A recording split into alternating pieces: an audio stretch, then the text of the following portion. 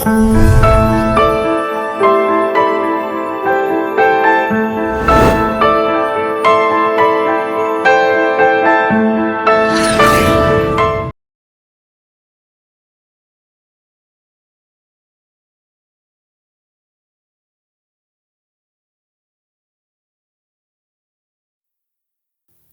স্বাস্থ্যের পক্ষে ক্ষতিকর।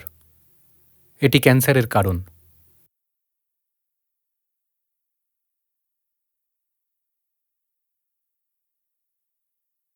Cigarette smoking is injurious to health. It causes cancer.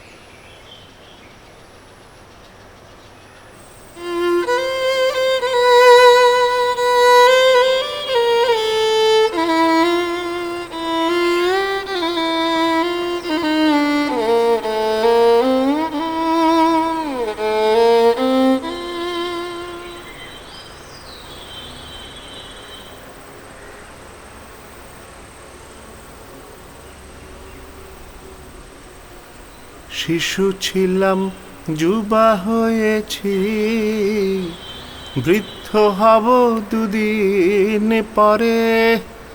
শিশু ছিলাম যুবা হয়েছি, বৃদ্ধ হব দুদিন পরে। আমি তেমনি আবার শিশু হব, দেহের নাশে দেহান্তরে। আমি তেমনি আবার শিশু হব, দেহের নাশে দেহান্তরে। মরণ কি ভয় দেখাও মোরে, মরণ কি ভয় দেখাও মোরে। দেহের নাশে মরি নাই আমি, এ কথা যে জেনেছি রে। দেহের নাশে মরি নাই আমি, এ কথা যে জেনেছি রে। মরণ কি ভয় দেখাও মোরে, মরণ কি ভয় দেখাও মোরে।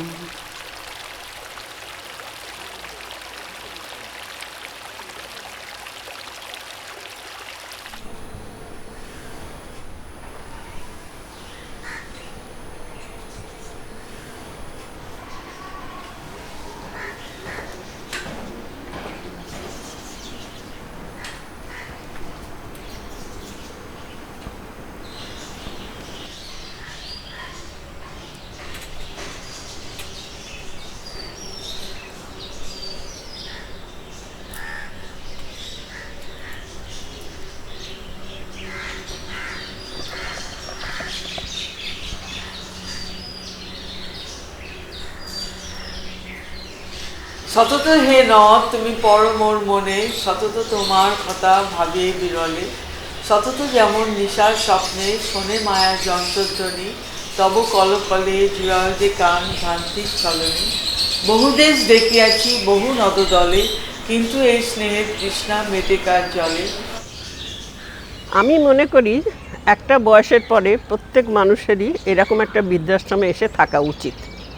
এই কারণে উচিত, এখন যে জেনারেশন গ্যাপ, সেই জেনারেশনের গ্যাপে আমরা এই যে জেনারেশন এখন চলছে তারা অনেক ফাস্ট, তারা অনেক বেশি নলেজেবল, তাদের সঙ্গে আমরা ঠিক পা মিলিয়ে চলতে পারি না।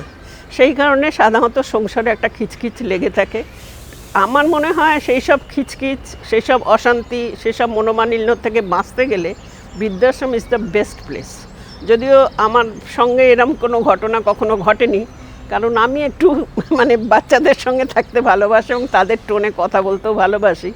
তারা আমাকে খুব ভালোভাবে নেয়, কিন্তু ইন বিটুইন যারা ধরুন মা বাবার দল, তারা বলে আমি নাকি ছেলেমেয়েদের বকিয়ে দিচ্ছি।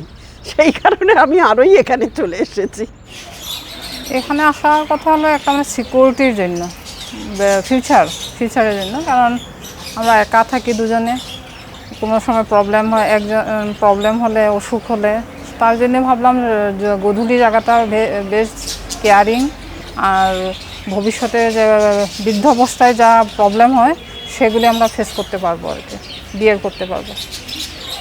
পরিবারে হচ্ছে আমার দু ছেলে কার্যসূত্রে বাইরে, দমদম পার্কে ছিলাম, যে জন্য এটা দেখেই চলে এলাম। তারা তো অভিমান করেছেই।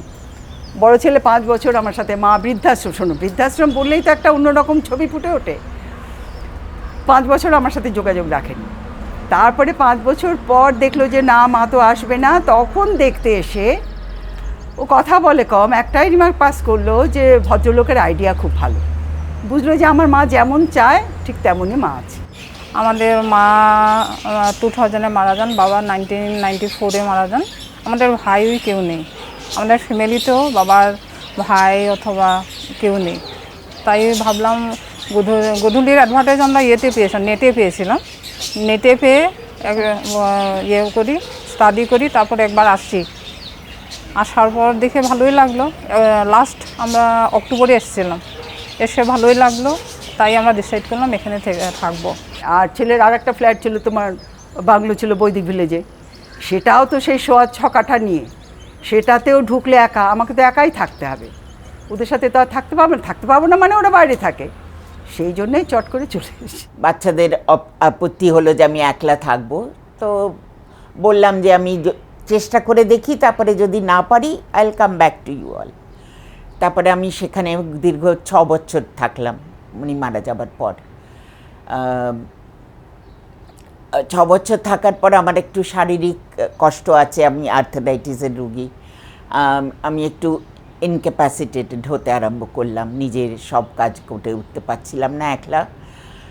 তো এই জন্যে আমি একটা এমন জায়গা খুঁজছিলাম যেখানে আমাকে আর সংসারের মধ্যে না ঢুকতে হয়, কারণ মেয়েদের সংসারে গেলে মেয়েদের সংসারের মধ্যে থাকবো তো, এবং একটা কোনো রেসপন্সিবিলিটি না নিলে আমার সেখানে থাকার আমি নিজেই পারবো না। তো সেই জন্যে আমি চাইলাম যে এমন একটা জায়গায় থাকি যেখানে অ্যাপারেন্টলি আমার কোনো রেসপন্সিবিলিটি থাকবে না, এবং তাই জন্যে আমি কয়েক জায়গায় খোঁজ খবর করে দিল্লিতেও আছে বৃদ্ধাশ্রম, কিন্তু আমি ওখানে এক্সট্রিম ক্লাইমেট আমার পক্ষে সহ্য হচ্ছিল না। এমনিতেও আমি শীতকালে মেয়েদের কাছে চলে যেতাম কি কলকাতায় চলে আসতাম। গরমটা একটু বেশি, আমাদের ওখানে এত বেশি গরম নেই, আমাদের প্রবলেম শুধু গরম নিয়ে। তবে আমাদের ওখানে বৃষ্টি খুব হয়, আর আমাদের একটা নাগাল্যান্ডের কাছে বর্ডারে।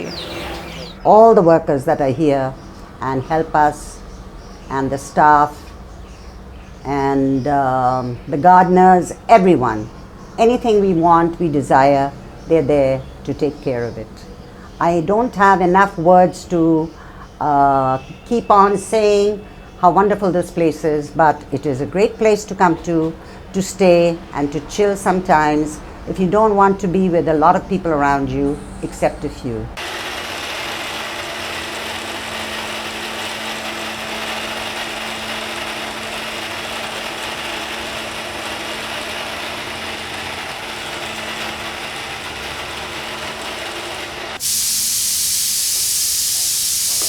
দিদাকে স্নান করায়, জামা কাপড় পরায়, মাথা আঁচড়ায়, খাওয়া দাওয়া সবই কিছু করায়।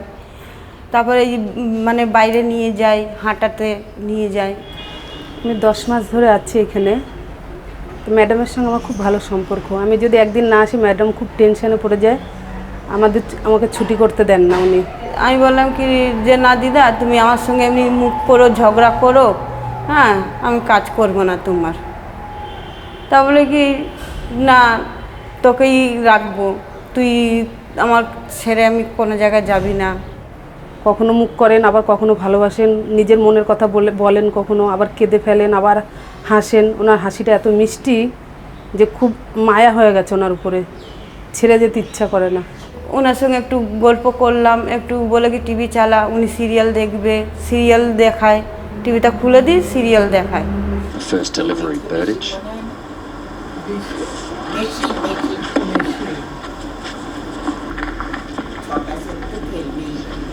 Yeah, I figured for the number 7.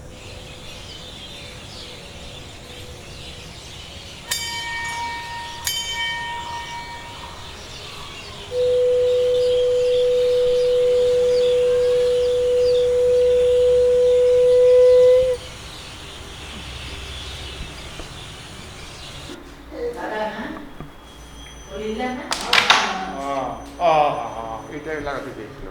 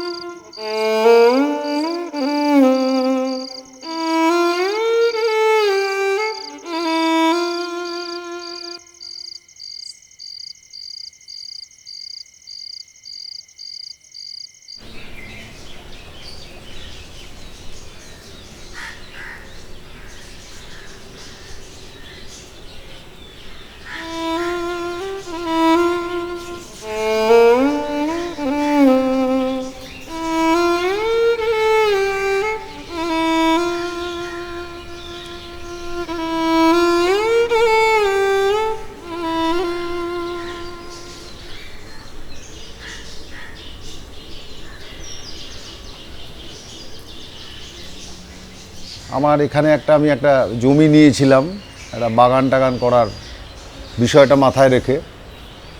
তারপরে সেটা কিছুদিন চলার পরে মনে হলো যে এতটা জায়গায় যদি একটা কোনো সোশ্যালি একটা কাজে লাগবে মানুষের, এরকম যদি কিছু একটা ভাবা যায় যেটার মধ্যে হয়তো পুরোপুরি ব্যবসায়িক মনোবৃত্তিটা থাকবে না, অথচ মানুষের উপকার হবে, আবার তার সঙ্গে সমাজের একটা কাজ হিসেবে বা সঙ্গে একটা নিশ্চয়ই বিজনেসের জায়গাটাও থাকে, পুরোপুরি শুধু একজন ব্যবসায়ী হিসেবে বা ব্যবসা করার জন্যে না করে আমি কিছু মানুষকে দেখেছিলাম, মানে বয়স্ক মানুষ আমার পরিচিতদের মধ্যে, আমার বন্ধুবান্ধবদের বাবা মা, আমার নিজের জীবনের ক্ষেত্রে হয়তো বিষয়টা সেটা হয়নি এখনো পর্যন্ত। আমি সেদিক দিয়ে মানে আমার ভালোই লাগে যে আমার মা বাবা আমার কাছেই আছেন, কিন্তু অনেকের মা বাবা বাধ্য হয়ে মা বা বাবা নেই, মা বাইরে চাকরি করছেন, আমাদের আত্মীয় স্বজন বন্ধুবান্ধবরা, তাদের হয়তো সচ্ছলতা আছে কিন্তু নিরাপত্তা নেই, একা থাকার একাকিত্ব, এইগুলোকে আমি দেখেছি ভীষণভাবে এবং খুব অসহায়ভাবে তারা থাকেন।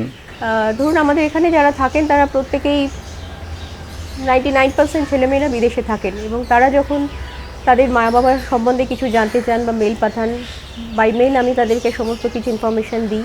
এবং আমাদের একটাই উদ্দেশ্য, আমি আমার এখানকার যারা কর্মী বন্ধুরা আছে, আমার ম্যানেজমেন্টের লোকরা আছে, আমার রুম সার্ভিসের যে সমস্ত বন্ধুরা এখানে রয়েছেন, আমরা কিন্তু সবাই একটা পরিবার। আমি তাদেরকে এটা বোঝানোর চেষ্টা করেছিলাম, দেখো অনেক কিছু হয়তো সুন্দর আছে, অনেক কিছু ভালো আছে, কিন্তু যারা থাকবেন তাদেরকে যদি নিজের বাবা মা কাকা বা এইভাবে যেভাবে আমরা সাধারণভাবে বাবা মাদের ভেবে থাকি, ভাবা উচিত, সেই মানসিকতাটা না করলে কিন্তু এটা আমি চাকরি করছি, আমার চাকরির দায় এটা মনে করলে কিন্তু আসলে আমরা যে কাজটা করতে চাইছি সেটা আমরা সাকসেস হব না। আর টাইমস অফ ইন্ডিয়া থেকে একটা সার্ভে করা হয়েছিল, অল ইন্ডিয়া সার্ভে করা হয়েছিল, সেখানে একটা ইন্টারভিউ আমি দিয়েছিলাম, অনলাইন ইন্টারভিউ, এবং সেই অনলাইন ইন্টারভিউ থেকে আমাদের অনেক কল এসছে, আমরা সারাদিনে অনেক কল আমাকে রিসিভ করতেও হয়েছে। তার মধ্যে কাউকে আমরা জায়গা দিতে পেরেছি, কাউকে পারিনি। যাদেরকে দিতে পেরেছি আমাদের কাছে খুব আনন্দের ব্যাপার, কিন্তু যাদেরকে দিতে পারি না সেটা একটা অনেক ইমোশনাল জায়গা। অনেকেরই বৃদ্ধাশ্রম সম্পর্কে তো একটা ধারণা থাকে, বোধহয় কেউ কিছু নেই যার জন্য বাধ্য হয়ে তারা বৃদ্ধাশ্রমে এসে ওঠেন। একেবারে ভুল ধারণা, এই কনসেপ্টটা কিন্তু পাল্টানোর দরকার ছিল। আসলে সমাজে সব স্তরে একটা কোনো ধারণা সব স্তরে একসঙ্গে পৌঁছয় না, কাজে এখনও নিশ্চয়ই আমাদের সমাজে, এটা তো অনেক শ্রেণীবিভক্ত সমাজ, আমাদের সমাজে এমন মানুষেরা আছেন মধ্যবিত্ত বা নিম্ন মধ্যবিত্ত স্তরে, যারা ভাবেন যে সত্যি সত্যি এটা একটা অদ্ভুত ব্যবস্থা, বাবা মাকে পরিবার থেকে দূরে সরিয়ে দিয়ে আমরা আছি, এবং তার ফলে ছেলে মেয়েদের মনে একটা অপরাধ বোধ জাগতেই পারে, এবং এই ব্যবস্থাটাকে তারা এখনও গ্রহণ করতে প্রস্তুত নয়। কিন্তু এটাও ঠিক যে সমাজ যেদিকে এগোচ্ছে, সন্তানেরা কাজের জন্য দূরে চলে যাচ্ছে, তার ফলে বাবা মারা নিঃসঙ্গ হয়ে যাচ্ছে, অসহায় হয়ে যাচ্ছে। এই অবস্থায় এই বিকল্প যারা পারেন, যারা এই ব্যবস্থাকে গ্রহণ করতে পারেন, যাদের সে সম্বল আছে, এই বিকল্প ছাড়া সামনে সত্যি সত্যি খুব বড় রাস্তা যে কিছু আছে তা আমাদের মনে হয় না। তার মধ্যে যে একটা বয়সে গিয়ে আমরা আনন্দে থাকবো, ভালো জায়গায় থাকবো, নিজের নতুন জীবন একটা শুরু করব একটা বয়সের পরে, আমার সেই শুরু করার নতুন জীবনের আমি যে কথাটা বলতাম যে start from your golden morning, মানে একটা সোনালি সকাল দিয়ে শুরু, এবং এখানে সবাই সেইভাবে আমার মনে হয় আনন্দে আছেন। অস্ত্র আমায় কাটতে না রে, অগ্নি না পোড়াতে পারে, অস্ত্র আমায় কাটতে না রে, অগ্নি না পোড়াতে পারে, সলিলে গলি নাই আমি, বাতাস না শুকায় মরে। ছোটবেলায় গুলি ডান্ডা আর ঘড়িও ডাকতাম।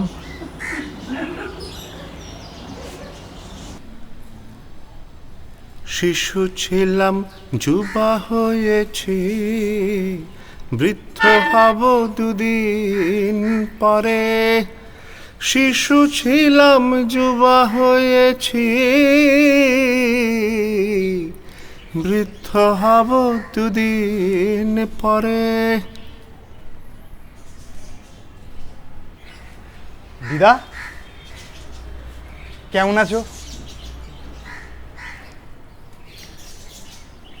আমি তেমনি আবার শিশু হব, দেহের নাশে দেহান্তরে।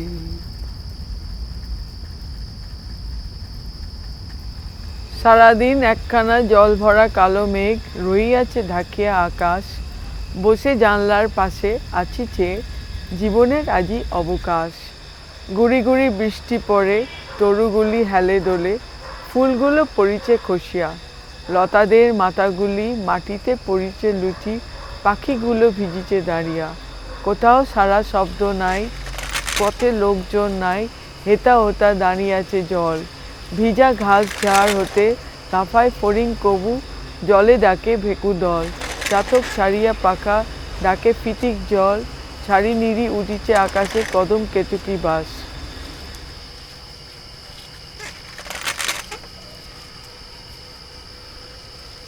শিশু ছিলাম যুবা হয়েছি, বৃদ্ধ হব দুদিন পরে। শিশু ছিলাম যুবা হয়েছি, বৃদ্ধ হব দুদিন পরে।